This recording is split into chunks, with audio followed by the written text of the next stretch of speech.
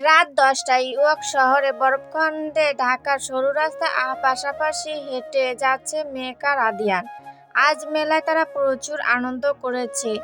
এত সুন্দর সময়টা যেন খুব দ্রুত চলে গেছে। মেঘ আজ ভীষণ খুশি আর ফুরফুরে মেজাজে রয়েছে। সারাদিনের ক্লান্তি ভুলে এই একটু আনন্দ তার জীবন রঙিন করে দিয়েছে।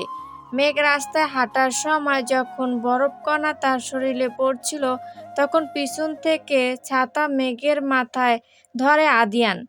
মেলা থেকে নতুন ছাতা কিনেছে। হঠাৎ বরফ পড়া বন্ধ হয়ে গেছে দেখে মেঘ চোখ তুলে উপরে তাকায়, দেখে তার মাথায় ছাতা ধরে রাখা হয়েছে। মেঘের মাথায় দুষ্টু বুদ্ধি চলে আসে। সে ইচ্ছা করে ছাতার নিচ থেকে এক পা দূরে সরে যায়। আদিয়ান ছাতা হাতে এক পা এগিয়ে যায় যাতে মেঘের শরীরে বরফ না পড়ে। মেঘ আবার কিছুক্ষণ পর আবার পিছিয়ে এসে দাঁড়ায়, যার ফলে আদিয়ান আবার এক পা পিছনে দাঁড়ায়। আদিয়ানকে এমন জ্বালাতন করে মেঘ বেশ মজা লাগছিল। আদিয়ান হয়তো মেঘের কাণ্ড বুঝলো। সে এইবার পিছন থেকে চলে আসে সামনে। এরপর মেঘের পাশাপাশি দাঁড়ায়। এখনো ছাতা মেঘের মাথায় ধরে রেখেছে। মেঘ আদিয়ানকে দেখে পাশ ফিরে খিলখিল করে হেসে উঠে। আদিয়ান ওর মাথায় আঙুল দিয়ে টোকা দিয়ে বলে, খুব দুষ্টু হয়ে যাচ্ছ তুমি মেঘ। আদিয়ানের কথায় মেঘ ডোন্ট কেয়ার ভাব নেয়। পাশাপাশি হাঁটার কারণে দুজনের হাত স্পর্শ করছিল। মেঘ দ্রুত তার হাত সরিয়ে নেয়, কিন্তু তার আগে আদিয়ান মেঘের ঠান্ডা শীতল হাত জোড়া তার মুষ্টিবদ্ধ হাতের ভাঁজে নিয়ে শক্ত করে চেপে ধরে। মেঘ কুঁচকে তাকায় আদিয়ানের দিকে। এরপর মুষ্টিবদ্ধ বাঁধন থেকে তার হাত সরিয়ে নেওয়ার বৃথা চেষ্টা করে, কিন্তু আদিয়ানের শক্তির কাছে মেঘের নিত্যতম চেষ্টা হার মানে। ছাতার বাহিরে বরফখণ্ড গড়িয়ে পড়ছে, যা মেঘ হাত বাড়িয়ে ছুঁয়ে দেয়। আদিয়ান তার মুষ্টিবদ্ধ করে রাখা হাতের বাঁধন খুলে মেঘের হাতের দিকে বাড়িয়ে দেয়। মেঘের হাতের নিচ দিয়ে তার হাত রাখে। দুটি ঠান্ডা হাত যখন একে অপরের সংস্পর্শে আসে, তখন যেন তারা বিশ্ব থেমে যায়। বরফখণ্ডের অবিরাম ধারা মুষলধারে বৃষ্টি ন্যায় গড়িয়ে পড়ে তাদের উপর। সময় থেমে যায়। প্রকৃতি এক শীতল বাতাস উপহার দিয়ে হয়তো বুঝায় সে চায় তাদের মিলন হোক। অন্তরকাল এই দুই হাত জোড়া সব দ্রুত ভুলে কাছাকাছি চলে আসুক, একে অপরের পরিপূরক হয়ে বৃদ্ধকাল অবধি মুষ্টিবদ্ধ হয়ে থাকুক। রাত প্রায় 10:30। গাড়ির ড্রাইভিং সিটে বসে ড্রাইভ করছে আদিয়ান, আর তার পাশে সিটে মাথা হেলান দিয়ে বিভোর হয়ে ঘুমিয়ে রয়েছে মেঘ। তার শরীরে জড়ান রয়েছে আদিয়ানের হুডি। সারাদিন ক্লান্ত আর ঘোরাঘুরির পর ভীষণ ক্লান্ত অনুভব করায় বিশ্রাম নেওয়ার উদ্দেশ্যে গাড়িতে হেলান দিয়ে শুয়েছিল মেঘ। কখন যে ঘুমিয়ে পড়েছে তা হয়তো নিজেও বুঝতে পারেনি। আদিয়ান গাড়ি ড্রাইভ করছে আর বারবার ঘুমন্ত মেঘের মুখের ওপর নজর বুলিয়ে দেখছে।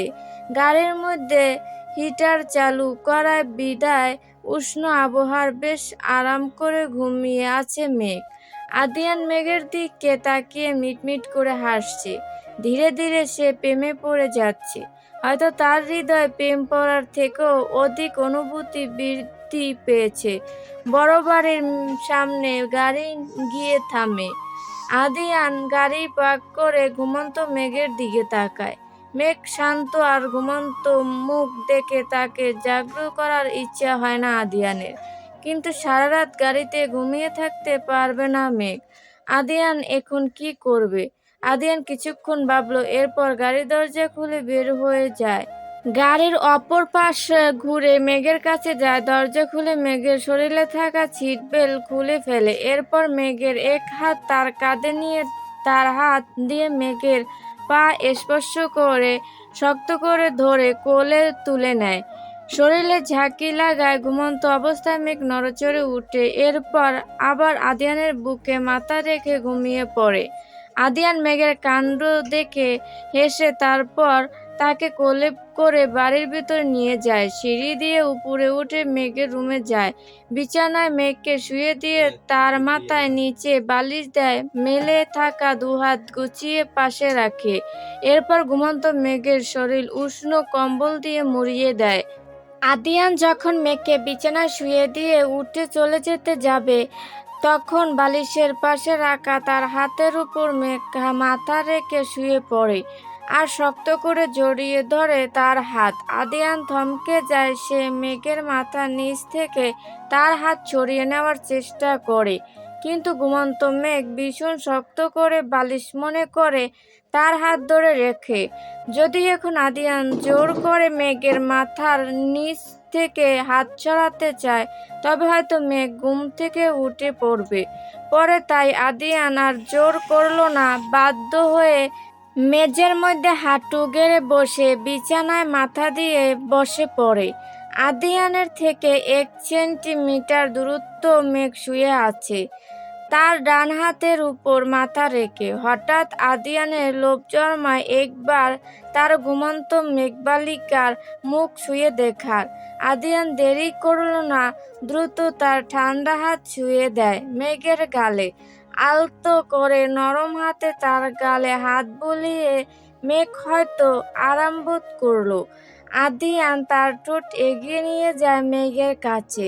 এরপর শব্দ করে মেঘের কপালে চুমু খায়। আদিয়ান বলে, ভালোবাসি মেঘ তোমায়, ভীষণ ভালোবাসি।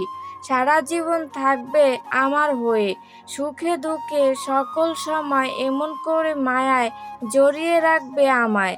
যতই অভিমান করে দূরে চলে যাওয়ার চেষ্টা করো, কিন্তু আবার ভালোবেসে আমার কাছেই ফিরে আসে। আমি 2 হাতের বন্ধনে আগলে রাখবো তোমায় আজীবন, কথা দিলাম। আদিয়ান মেঘের দিকে তাকিয়ে থাকে, এরপর ধীরে ধীরে চোখ বন্ধ করে ঘুমের অতল গভীরে হারিয়ে যায়। সকাল 8টায় ঘুম ভাঙে মেঘের। চোখ খুলে পিটপিট করে তাকায়। হঠাৎ চোখ খুলে আদিয়ানকে দেখে মেঘ ভয় পেয়ে যায়। আদিয়ান এখানে কি করছে? মেঘ আশেপাশে চোখ বুলিয়ে দেখে এইটা তার রুম, কিন্তু আদিয়ান তার রুমে ঘুমাবে কেন? মেঘ কি স্বপ্ন দেখছে না বাস্তব? মেঘ নিশ্চিত হওয়ার জন্য তার হাত দিয়ে আদিয়ানের মুখে হাত দেয়। না, এটা তো স্বপ্ন না, বাস্তব। মেঘ ঘুমন্ত আদিয়ানকে ডাক দেয়, আদিয়ান স্যার, ঘুম থেকে উঠুন। আপনি এখানে কি করছেন আমার রুমে? আদিয়ান স্যার।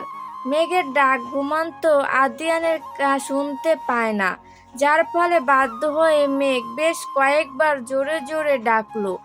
আদিয়ানের ঘুম নরম হয়ে সে ঘুম ঘুম চোখে তাকিয়ে বলে, কি হয়েছে মেঘ? এমন করে ডাকছো কেন? একটু ঘুমাতে দাও আমায়। আপনি ঘুমান, কিন্তু নিজের রুমে গিয়ে ঘুমান। এই রুমে কি করছেন?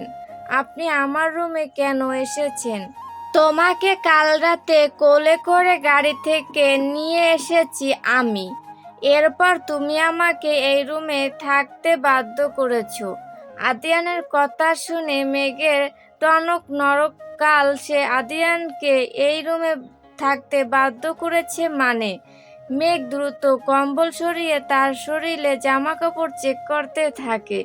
না, জামা কাপড় সব ঠিক আছে। তার মানে কাল তাদের মধ্যে কিছু হয়নি। আদিয়ান ঘুম ঘুম চোখে দেখলো মেঘ তার শরীরে জামা কাপড় দেখছে। আদিয়ান মেঘের কাণ্ড প্রথম না বুঝলেও পরে তখন বুঝে। তখন দ্রুত চোখ খুলে মেঘের দিকে তাকিয়ে বলে, মেঘ, তুমি কি মনে করছো কাল রাতে এক রুমে থেকেছি বলে উল্টোপাল্টা কিছু করেছি? ছি ছি, নিজের শিক্ষকের বিষয় এমন ভাবতে কি তোমার লজ্জা করে না? মাইন্ড ঠিক করো তোমার। আদিয়ানের কথার উত্তরে মেঘ মনে মনে, আমার মাইন্ড ঠিকই আছে, আগে আপনার চরিত্র ঠিক করুন। বউ রেখে ছাত্রীর সাথে প্রেম করতে চাইলে এমন টিচারের বিষয় মাথায় ভালো কথা কি করে আসবে? মেঘকে মনে মনে চিন্তা করতে দেখে আদিয়ান কুঁচকে বলে, মেঘ, মনে মনে কি তুমি আমাকে গালি দিচ্ছ? শিক্ষক হয় আমি তোমার, না, গালি দিচ্ছি না, আপনার চরিত্রের প্রশংসা করছি। এখন বলুন আমায়, আপনি এই রুমে কি করছেন? কাল রাতে কি করে আমি আপনাকে এই রুমে থাকতে বাধ্য করেছি? তুমি কাল রাতে গাড়িতে ঘুমিয়ে পড়েছিলে, তাই আমি গাড়ি থেকে কোলে তুলে তোমায় রুমে নিয়ে এসেছি। এরপর ঘুমের ঘোরে তুমি আমার হাতকে বালিশের মতো ধরে ঘুমিয়েছিলে, যার ফলে বাধ্য হয়ে কাল রাত এখানে থাকতে হয়েছে আমাকে। আদিলের কথা শুনে মেঘের কাল রাতের ঘটনার কথা মনে পড়ে যায়।